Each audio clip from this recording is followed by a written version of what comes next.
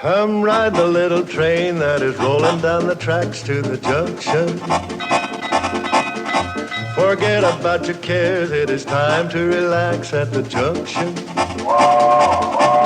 Lots of curves, you bet, and even more when you get to the junction.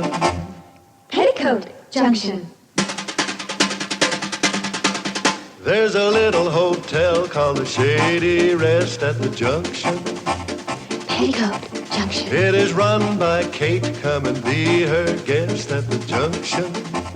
Petticoat Junction. And that's Uncle Joe. He's a moving kind of slow at the junction. Petticoat Junction.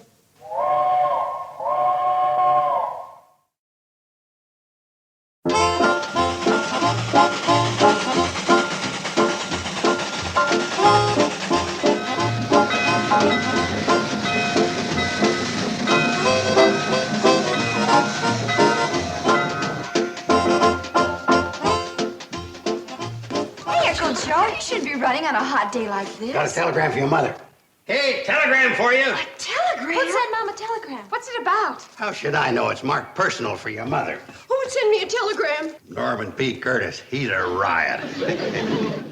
He still claims he's president of the CNFW Railroad. Well, what's the message? How would I know? Daddy Norman says Bedlow's coming back out here again. That sneaky Mr. Bedlow. He's always trying to scrap the cannonball. This time he's got a henchman with him named Fred. Don't start worrying, Mom. Yeah, you've outsmarted Mr. Bedlow before. I wonder what skullduggery he's dreamed up this time with this Fred.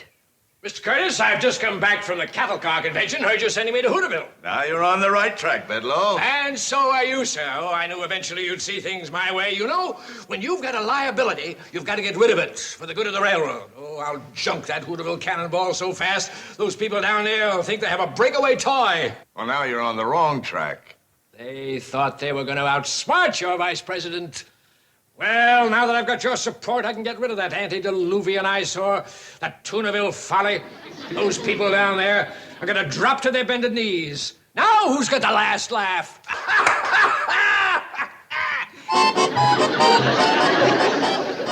You're not laughing, Mr. Curtis.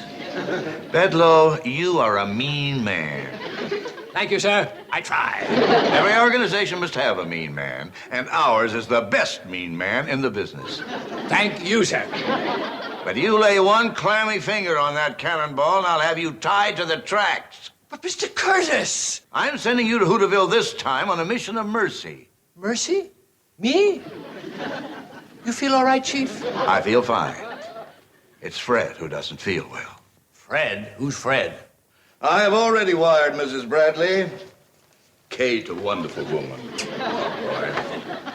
to reserve adjoining rooms for the both of you. Adjoining rooms? Fred belongs to my housekeeper. Now, they're both getting old, but I love them dearly. Now, cooped up in my penthouse, he's lost his snap. So I'm sending him to the Shady Rest with you. I'm to go to the Shady Rest with a dog?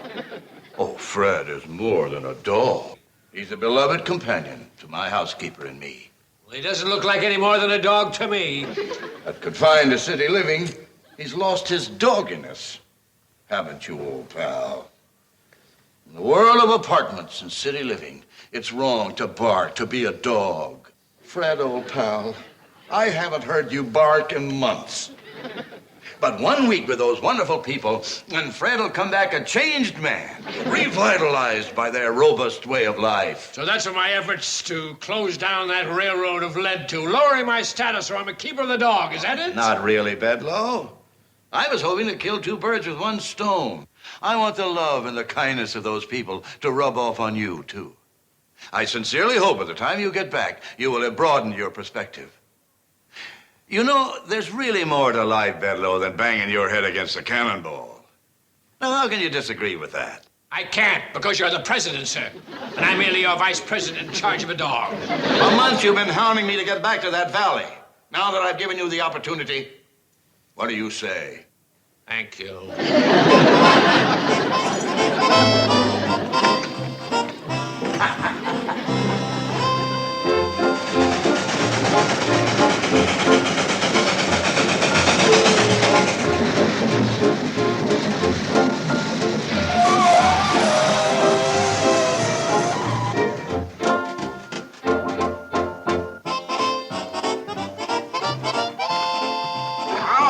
muscle your bag on up to the hotel, Mr. Bedloe.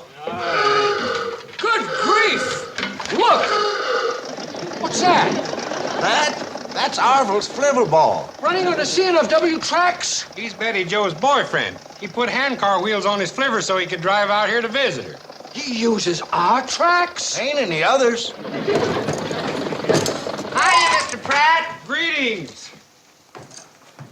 What are they doing? What we always do when Arvel signals he's about out of gas, we tow him into Pixley.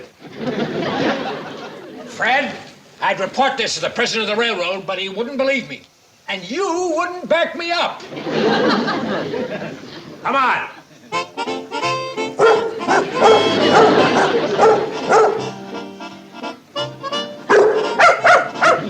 Hey, easy, Sheba. Don't fall for those city slickers. You'll only get hurt.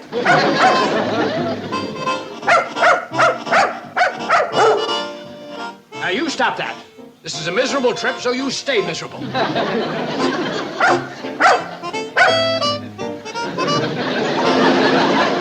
stop that dilly-dallying. We have to face the enemy. I have the beginning of a plan. I'll appeal to their sympathy and draw them in, and then...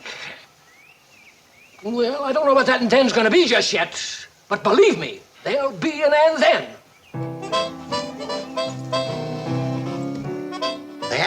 That's Fred? This is Fred. Oh, look at Fred. So this is Fred, a bloodshot bastard. When you buy a suit with 2 pair of pants, you don't wear both pair at the same time, Fred. Don't Joe, you'll hurt his feelings.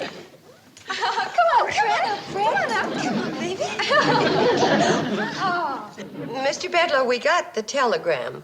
But what brings you and Fred to the Shady Rest? Would you believe it if I said I came to bank the fires of brotherhood? No. You don't understand me, Mrs. Bradley. I'm a changed man. I have no reason to lie. Then that must mean that temporarily you ran out of reason. How is that nice, Mrs. Bradley? I came in a spirit of friendship in the role of a humane citizen caring for a tired old dog. Girls, would you turn down the beds for our humane guest, Mr. Bedloe, and watch him like a hawk? Bye, Fred. Oh, you got me wrong this time, Mrs. Bradley. I'm not the Bedloe you used to know, that surreptitious, miserable man of old who thought of this lovely retreat as a Victorian egg crate, or referred to that magnificent Hooterville cannonball as a despicable piece of shrapnel on wheels. No, I'm a changed man. Now, back up, Bedloe. That ain't like you. The explanation is simple, but honest.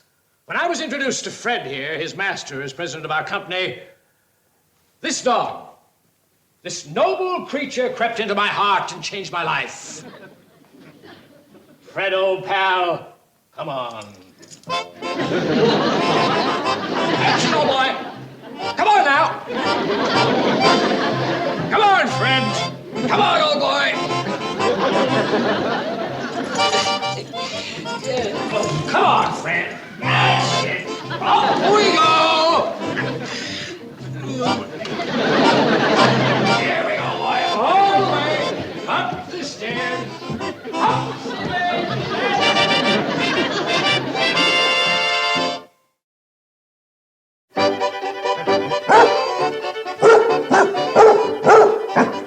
Yes, you're happy. Well, I'm not, and I won't be until I find a way to destroy everything. Oh, stop wagging that stupid tail. Wait a minute. That's it. If I can bring you back in worse shape than you came, the president will cease being a patron of this backwater stop, and I can regain my full status. If Kate Bradley and her clan can't cheer you up, if they goof, oh, my lumpy friend, you've given me the greatest scheme I've had in a long, long time.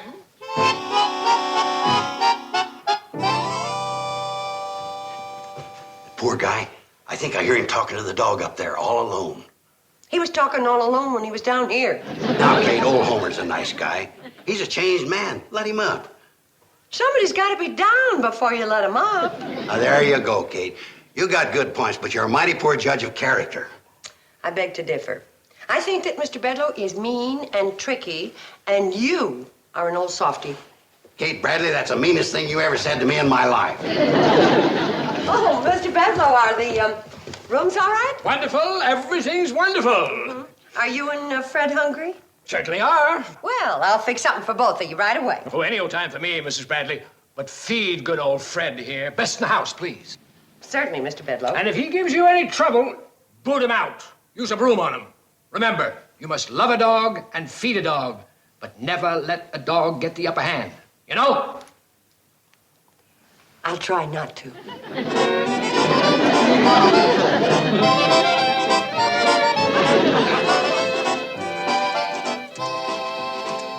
There's something going on. I look at Mr. Bedloe and then at this dog, and I see a Trojan horse. He ain't no Trojan horse. It's just a beagle in a bloodhound suit. I feel sorry for him. Even his droop droops. Oh, I love Fred. But a smiling, happy Mr. Bedloe, that worries me. Kate, ain't you ever heard the expression, if a leopard wants to change his spots, let him? The expression goes like this: a leopard doesn't change his spots. I knew it was something like that. This sounds like the bark of a happy dog. That's disgusting, revolting. Make your move, Homer, old boy. Starting now. There, that's a lot neater. Look at him dig in. Oh, I'm sorry, Mrs. Bradley. I just remembered that dog's on a strict diet. Pills for his ulcer, pills for his arteries, and pills for his nerves. And powdered dog food, which I will give him.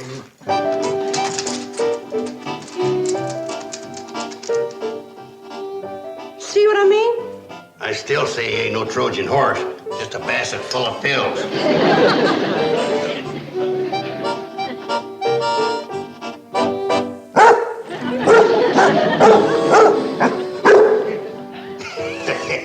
You old rascal. You're feeling your oats around here, ain't you? All right, Fred, back to your room. Oh, it's all right. He's taking to playing games with me. He likes me and my Indian. As a matter of fact, he likes all of us. We like him, too. He's the best paying guest we've had. Don't you see what's happened? He's become a barker. Is that bad? I've never known a dog was much of a talker. I bet it's bad. Now, I didn't want to say this to Mrs. Bradley, as I didn't want to worry her. But I feel I can tell you. Sure. You can tell me anything. And you're right. Kate is a worrier. The president of the railroad paid a lot of money to have that dog trained, and he's run wild up here. Do you know what the president would do if I brought back an undisciplined barker? No. I know a lot about dogs, but I ain't had much truck with presidents lately. Well, this one's got a mean temper. He'd scrap the cannonball for sure. Why would he want to do that? Why? Because you people have turned his dog into a barker. Yeah, I guess we did. Well, we're sorry. Well, being sorry won't be enough for the president. There must be something you can do to return Fred to his old dignified self. You know, I'd hate to see you and Mrs. Bradley and those 3 lovely girls in the poorhouse. So would I. If it's only a matter of stopping Fred from barking, I can do that. Good. And remember, my friend, the poorhouse might be bad, but you also have to climb over a hill to get to it. Thanks, Homer. I'll keep that in mind. Good, very good, and wise, too. Hey, you know, I cured a dog from a barking fit once, but just scaring him a little. Would you think you might perform that glorious service for old Fred? Well, I can try it. You go up the stairs away, and when I start dusting the Indian, let him go. I salute you, sir. You are a man among men. I've yet to meet your equal. Come along, noble beast.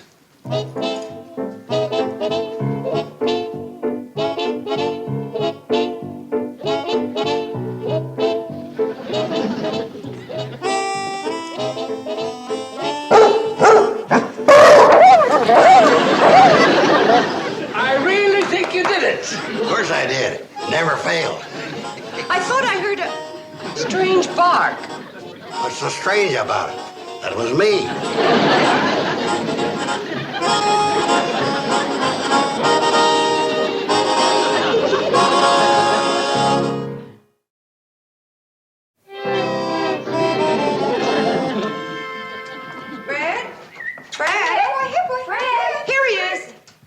Joe, he's been hiding in this room ever since you barked at How him. did I know he was going to take it personal? He won't even bark for my stew. Uncle Joe, you broke his spirit. Bedloe didn't want him to bark. I said discipline him, not ruin him. Tomorrow I'm taking that dog home, away from this bedlam.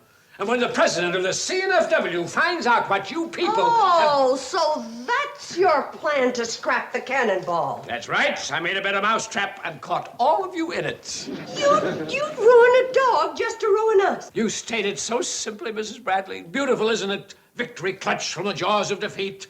Beautiful. Fred, you're beautiful. Life is beautiful. I gotta go next door and pack. Well, what do you think of good old Homer now? I think he's the south end of a Trojan horse going north. Well, I'm not as worried about the president as I am about poor Fred. Before he goes back, we just gotta make him feel better. He looks so sad and forlorn, Uncle Joe. Do you think we'll ever be able to make him bark again, Uncle Joe?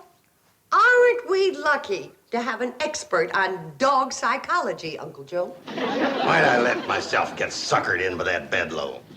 I am too smart for that. You said that, I did.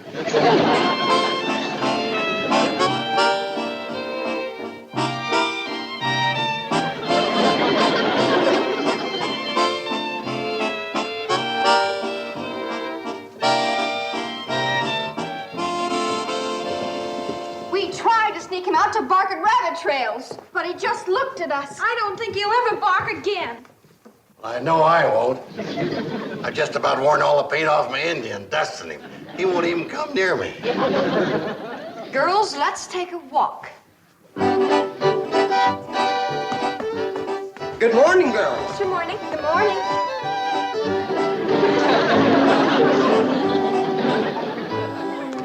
We didn't try that. Try what? Well, you know about old dogs. A pretty charmer makes them feel like pups again. What are you getting at, Kate? Before the cannonball comes back to pick up Mr. Bedloe and Fred, we gotta round up every girl dog we can find. Fred Ziffel, the pig farmer's got one. Looks more like a pig than a dog. I'll get it. Girls, wait, we got work to do.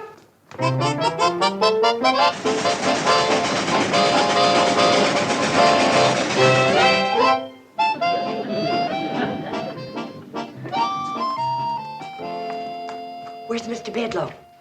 He's upstairs. He'll be right down. All right, start the parade. Look, Fred. Look what we brought for you. Aren't they sweet?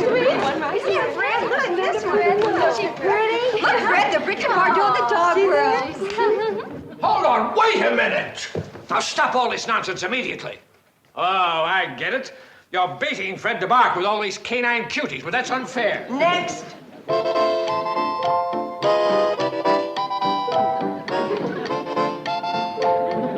Well, this is the last of the batch, Fred. Bark a little. Bark. I got a secret weapon. I'll be right back. Thank you, one and all, for giving me living proof that you've killed Fred's spirit.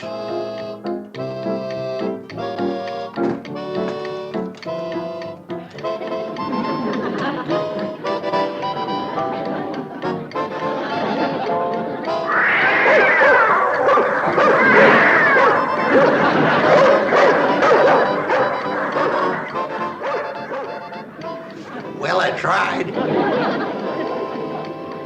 No doubt about it, Fred.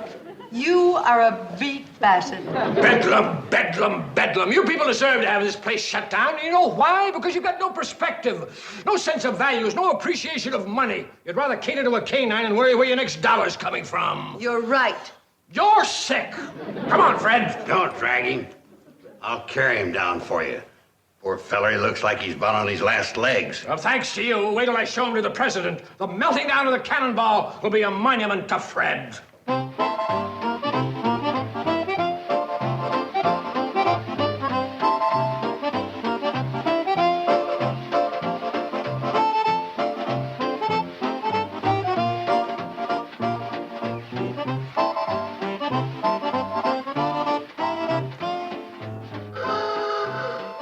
It's Orville. This will be the end of that hot rod hand car, too. Come along, my depressed friend, and we'll get aboard.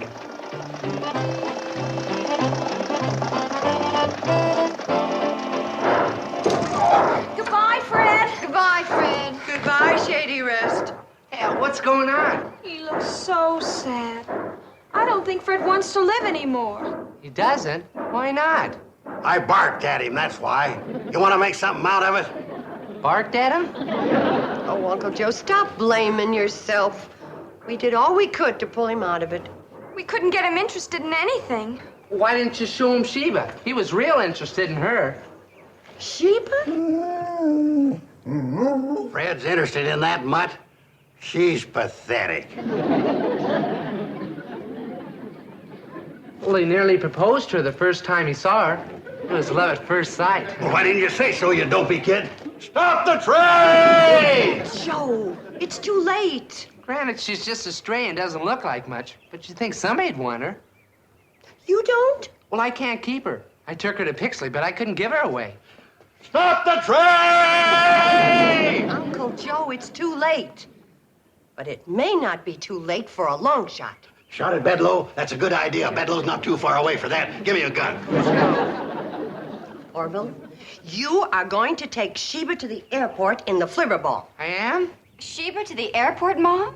Yes, I think the president of the CNFW Railroad deserves a present from all of us at Shady Rest. You mean that flea-bitten female? Well, if Fred was bitten and smitten, that's good enough for me. Mom, I think that's a wonderful idea. What a welcome home for Fred.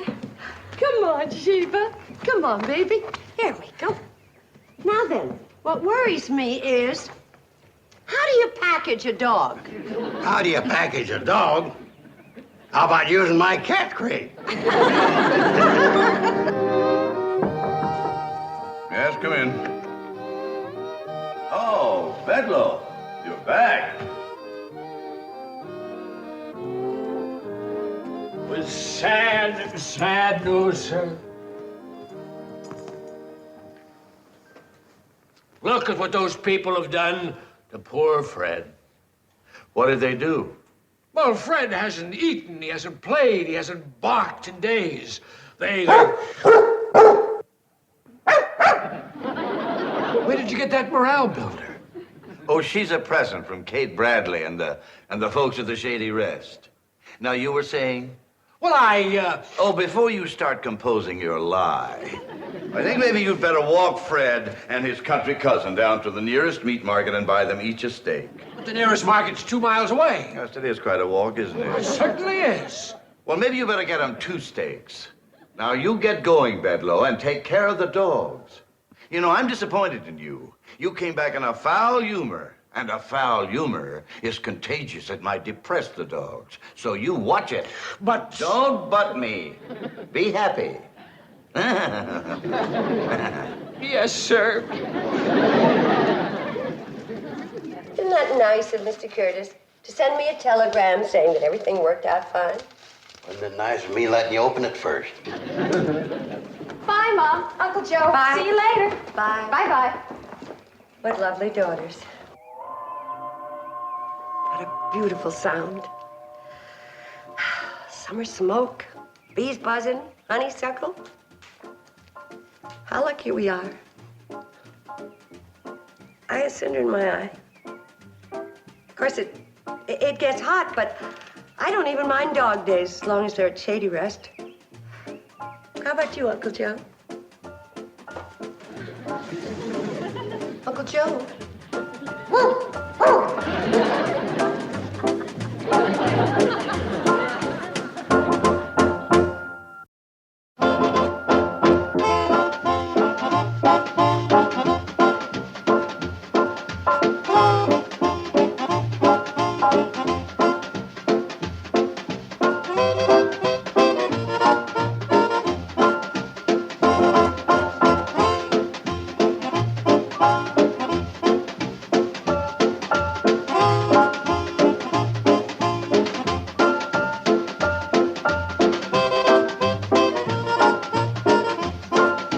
Petticoat, Junction.